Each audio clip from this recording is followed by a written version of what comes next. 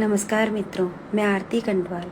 सबसे पहले उन बेटियों के अभिभावकों को मैं नमन करती हूँ जो अपनी बेटियाँ दूसरे के घर में वंश बढ़ाने के लिए देते हैं और जो अपनी बेटियों को अच्छे संस्कार देते हैं, अच्छी शिक्षा देते हैं और हर अच्छा मार्गदर्शन रखते हैं उनके लिए।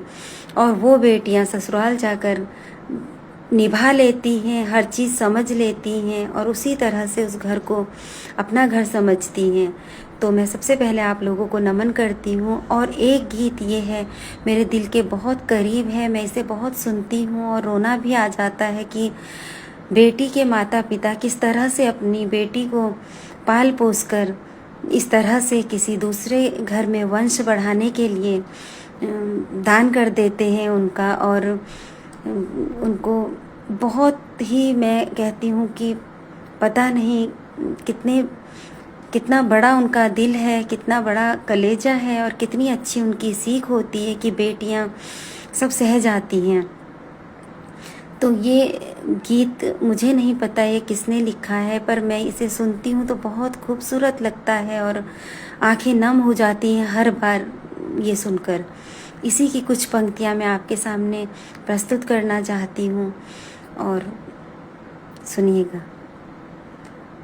एक बात पूछती हूँ, बताओ ना बाबूजी, छिपाओ ना बाबूजी, क्या याद मेरी आती नहीं, क्या याद मेरी आती नहीं।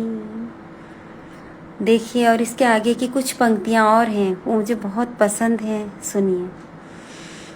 कैसी परंपरा है ये, कैसा विधान है, बाबा बताओ कौन सा मेरा जहान है। आधा यहाँ आधा वहाँ, जीवन है अधूरा, पीहर भी अधूरा, मेरा ससुराल अधूरा, क्या आपका भी प्यार अधूरा है बाबूजी, अधूरा है बाबूजी, क्या याद मेरी आती नहीं, क्या याद मेरी आती नहीं।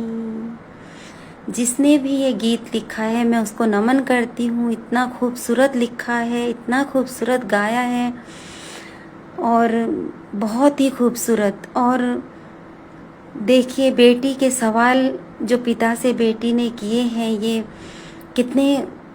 कैसे सवाल हैं कि दिल को अंदर तक छू गए हैं।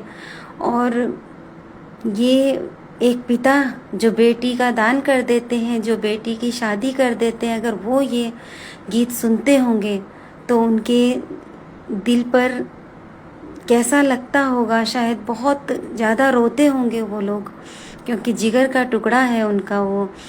और जिस तरह से हम पालते हैं बच्चों को, बेटे हों या बेटियां, इतने प्यार से अपना सब कुछ उन्हीं के लिए होता है, समर्पित कर देते हैं इसी तरह से।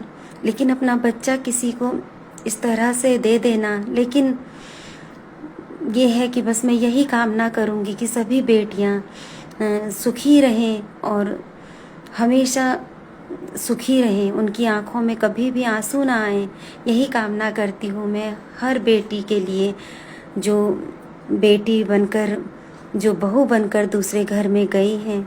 वो ऐसे ही खिलखिलाती रहें जैसे अपनी मायके में खिलखिलाती हुई रहती थी। बस यही कामना करती हूँ मैं, आरती कंडवाल। धन्यवाद, नमस्कार।